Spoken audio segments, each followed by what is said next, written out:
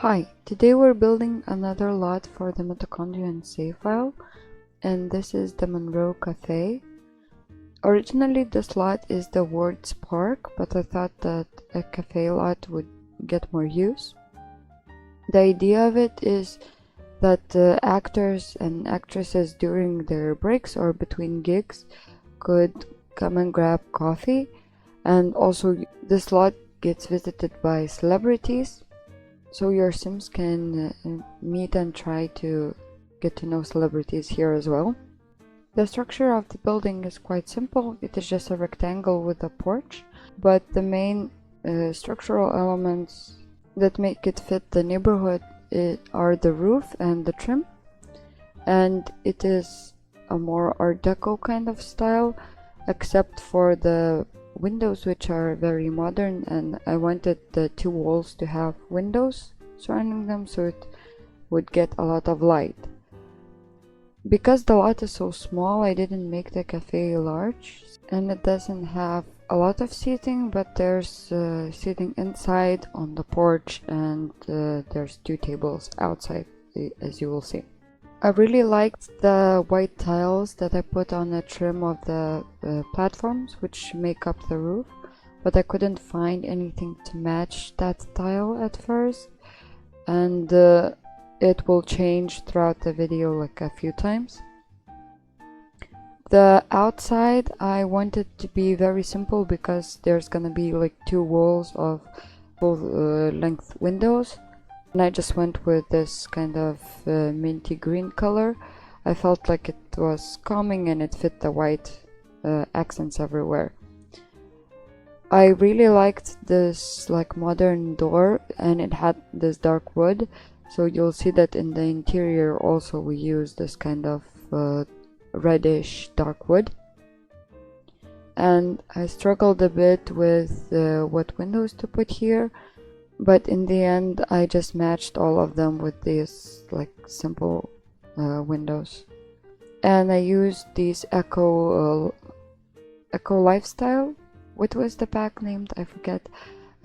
These like elongated smaller windows, because I knew that I didn't want the large windows where the coffee bar was going, just because I wanted to put counters there and they would hide the windows and it would look bad from the outside. And we moved the coffee bar a lot till we find the position I wanted it to be in. And as you can see, the bar counter color is the same as the door color, so there's gonna be more accents of this darker wood throughout the cafe. At first the bar was in this place, but later I will remember that I have to put a bathroom in here and the bar will move a bit, so this is not the final placement for it, and it's gonna be a bit shorter than it is right now. I wanted to use these coffee shelves with coffee things in them, just because I felt that without them the coffee shop doesn't look as it kind of reminds you of a bar a bit. And I thought about making it a bit more industrial, but then decided to go with a bit more modern. And this is the tile that we use on the walls and on the floors. I rarely use this salmon color, but I really like it here, and I paired it with this kind of more peachy color, so you'll see that a lot. And we use these ornate tables from City Living because I thought that it matched the walls perfectly. The door was moved because in that corner I wanted a sofa seating, so it's a mix of different seating. You can sit at the bar table, or you can sit on normal tables or at the sofa. And this is where I put the bathroom, so everything gets scooted a bit and it becomes a bit tighter. But because the lot is so small and I didn't want to overcrowd it, I wanted kind of the park feel outside. I didn't make the coffee place larger, I just made it a bit tighter. For the entrance to the bathroom, I used a spidey door, and the walls are just the same everywhere. I built 2 cubicles, and I used them instead of the ones that come from the university, just because they're too large and they take up a lot of space. We changed the large windows into this white smaller one, just because I don't think that you would like to wash your hands while everybody can see you. And I imagined that this would be like an ad for something, for some designer clothing or something. And we have a few paintings around. And this is the sofa area. I went with the sofa from City Living, I think. I wanted to use both of them, but because it's asymmetrical and has the armrest only on a single side, it didn't look good, so we go with these armchairs from Nifty Knitting, I think it is, stuff back. And they are this kind of more orangey color. The whole place is lightly decorated. I didn't want to overcrowd it, but I had a problem with lighting because I like to use sconces in places like this, but because we have so many wall windows, it was harder, so the tables will have like candles on them. And I use these chairs. I think these are created by Simmers. I think it was like a collab with Sims, and I wanted to use these fairy lights, but the flip-flops, they made it look out of place, so in the end I didn't. It took me so long to pick a light above the bar, just because the ones I wanted were too long, and here I'm trying to put sconces or something above the windows or on the side of the window, but it just didn't work. So in the end I went with these candle lights from Dine Out on the table, so they light up the place. And I use these sheer curtains because we place tables outside the glass windows, so I thought that if you were inside or were sitting outside, you wouldn't want to see the other people sitting across from you just so close, so it blacks out a bit. And I do use the curtain rods in between the curtains just a bit later. The exit sign I placed above the door, and here I delete the sconces just because I wanted the menu and the sconces were in the way, so we put these kind of overhead wall lights. I think they are used for like paintings, but they add more light to the place without being visible. And this is where we place the curtain rods, just to make everything cohesive. And I use these wall lights. I think they're either from Spa Day or from Dine Out. I use them instead of an overhead light because I usually like more dim lighting in the bathroom.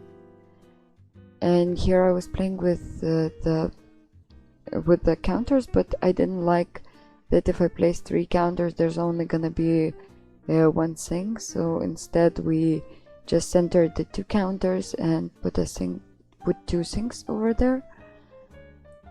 And I use this Seasons mirror. I think I use it a lot just because it's the perfect size and it has the perfect height above counters and dressers, so it works everywhere. And I always size down the soap dispensers because I think they're too large. Just placing a bin outside because we need a waste disposal. And this is where I try to find a sign for the cafe, because to me it doesn't look like a cafe without a sign, or just in general a community lot without a sign. but I never used this one from high school, so this worked and it looked modern enough. And later on I add the neon coffee sign there as well. So these are the tables outside. There's not many, but there's still some. And we go with the lattice fence, I think, in the end, just because these modern ones took away from the Art Deco style I wanted the cafe to have. And I moved the columns around a bit just because I wanted the sign on the window to be visible as well. So this is how it looks in the end, the building. And now we're just adding some things to the front. I use this Art Deco structural thing, I don't know what it's called, roof framing or something, and just to frame the sign because it was losing its shape. And I experimented more with the top tiles, with the roof tiles. In the end I went with this light marble.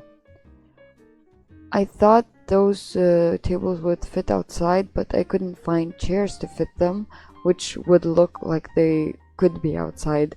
So in the end we just go with these base game ones with like umbrellas.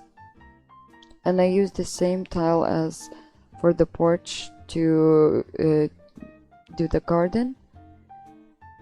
I used a lot of triangle tiles.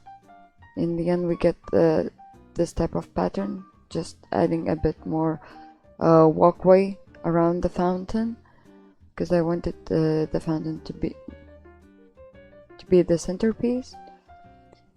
And we started with the landscaping. I didn't want the landscaping to be very busy, so we just go with lavenders and these larger bushes with small flowers.